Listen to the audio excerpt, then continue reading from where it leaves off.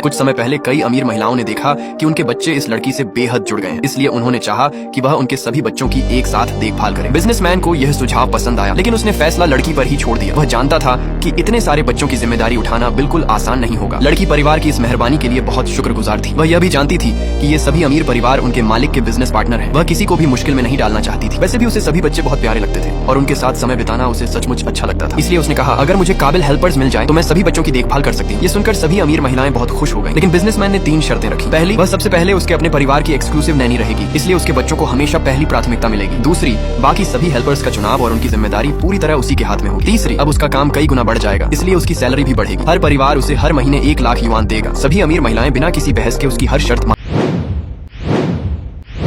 लेती हैं। कुछ ही दिनों में एक आलीशान विला को बच्चों की शुरुआती पढ़ाई और देखभाल के लिए तैयार कर दिया जाता है। साथ ही कई प्रोफेशनल नैनी भी लड़की की मदद के लिए रख ली जाती हैं। अब बच्चों की संख्या बढ़ चुकी थी, लेकिन सबकी मदद से लड़की हर काम बड़ी आसानी से संभाल लेती थी। उसे बच्चों के मन की आवाज सुनाई देती थी, इसलिए जैसे ही किसी बच्चे को कोई परेशानी होती, वह तुरंत दूसरी नैनी को बता देती। बाकी नैनी उसकी हर बात ध्यान से मानती और पल भर में बच्चों की समस्या हल कर देती। धीरे धीरे सभी नैनी उससे बहुत प्रभावित हो जाती हैं। उन्हें समझ ही नहीं आता कि आखिर यह लड़की बच्चों के रोने से पहले ही उनकी परेशानी कैसे जान लेती है। एक सुबह अचानक एक बच्चे के माता पिता का फोन आता है। वे बताते हैं कि उनका बच्चा पिछली रात से लगातार रो रहा है। ये सुनकर लड़की चौंक जाती है, क्योंकि उसकी देखभाल में बच्चे बिना वजह कभी नहीं रोते। वह तुरंत उस परिवार के घर पहुंच जाती है।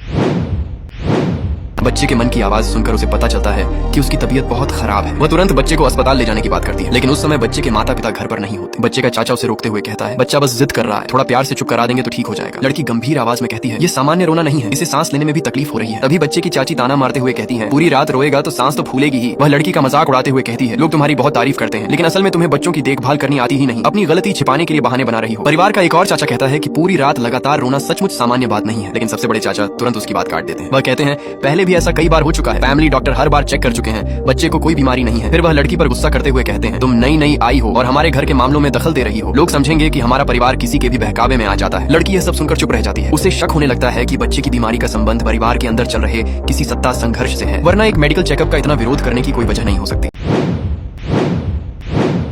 उसी समय उसे बच्चे के मन की आवाज सुनाई देती है। बच्चा दर्द से कह रहा होता है, मेरे सीने में बहुत दर्द हो रहा है। लड़की समझौता करते हुए कहती है, ठीक है, अस्पताल नहीं ले जाते, लेकिन कम से कम फैमिली डॉक्टर से दोबारा जांच करवा लीजिए। वह अपनी प्रतिष्ठा की कसम खाकर कहती है कि बच्चा सचमुच बीमार है। घर की बाकी नैनी भी उसका समर्थन करती है, लेकिन बच्चे की चाची गुस्से से उन्हें घूरते हुए कहती है, यह लड़की अपनी जिम्मेदारी से भागने के लिए झूठ बोल रही है। आखिरकार बच्चे के दादाजी एहतियात के तौर पर फैमिली डॉक्टर को बुलाने का फैसला करते हैं, लेकिन लड़की के मन की बेचैनी खत्म नहीं होती। उसे डर होता है कि अगर परिवार के अंदर कोई साजिश चल रही है तो कहीं फैमिली डॉक्टर भी उसमें शामिल न हो, और जैसा उसे डर था वैसा ही होता है। जांच पूरी करने के बाद फैमिली डॉक्टर ऐलान कर देता है कि बच्चे को कोई भी बीमारी नहीं है। डॉक्टर की बात सुनकर लड़की हैरान रह गई। वहीं चाचा और चाची के चेहरे पर मुस्कान आ गई। दोनों ताना मारते हुए बोले कि सुबह सुबह इतनी जल्दी सिर्फ यह कहने आ गई कि बच्चा बीमार है। ऐसी गैर पेशेवर नैनी को आखिर इतने बड़े बड़े अमीर घरों ने काम पर रखा ही क्यों है? चाची भी बोली कि लड़की अभी बहुत छोटी है, उसे ऐसी गलतियां होना स्वाभाविक है। अच्छा हुआ डॉक्टर ने समय रहते सच बता दिया, लेकिन बच्चे के छोटे चाचा ने लड़की का साथ दिया। उसे भी बच्चे का चेहरा कुछ ठीक नहीं लग रहा था। उसे यकीन था कि लड़की सिर्फ बच्चे की भलाई चाहती है। ये सुनते ही चाची उस पर बरस पड़ी। उसने कहा कि पूरी रात रोने के बाद किसी भी बच्चे का चेहरा ऐसा ही लगता है। सिर्फ अच्छी नियत होने से किसी को बीमार नहीं कहा जा सकता। आखिर यही बच्चा इस पूरे खानदान का वारिस है। अगर ऐसी अफवाहें बाहर फैल गईं और कंपनी के शेयर गिर गए तो उसकी जिम्मेदारी कौन लेगा? इतने में बच्चा धीरे धीरे शांत हो गया। दादा को भी लगने लगा कि शायद लड़की से गलती हुई है, लेकिन उसी वक्त लड़की ने फिर बच्चे के मन की आवाज सुनी। बच्चा कह रहा था कि उसके सीने में अभी भी बहुत दर्द है, बस अब उसमें रोने की ताकत नहीं बची। लड़की को शक हो गया कि इस अमीर परिवार के अंदर जरूर कोई साजिश चल रही है।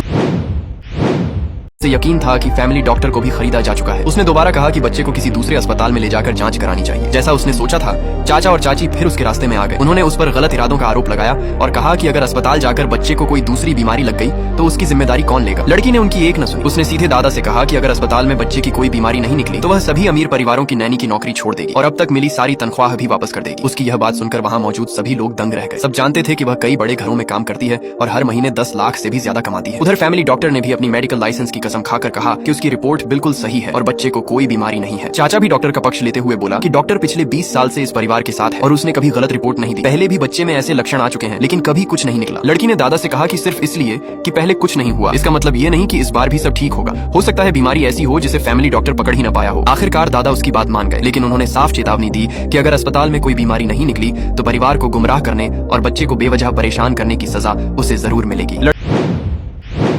लड़की ने बिना झिझक ये शर्त मान ली। यह सुनकर चाचा घबरा गया और दादा को दोबारा रोकने की कोशिश करने लगा, लेकिन दादा ने उसे डांटकर चुप करा दिया। इसके बाद पूरा परिवार बच्चे को लेकर अस्पताल के लिए निकल पड़ा। रास्ते भर चाचा लड़की पर दबाव डालता रहा कि वह चेकअप रद्द कर दे, लेकिन लड़की बिल्कुल नहीं मानी। जब वे चाचा के बताए हुए अस्पताल पहुंचे तो लड़की को शक हुआ कि वहाँ की रिपोर्ट से भी छेड़छाड़ हो सकती है, इसलिए उसने दूसरे अस्पताल में जांच कराने का फैसला किया और वहीं आखिरकार सच्चाई सबके सामने आ गई। नई जांच में बच्चे के अंदर एक गंभीर बीमारी का पता चल गया।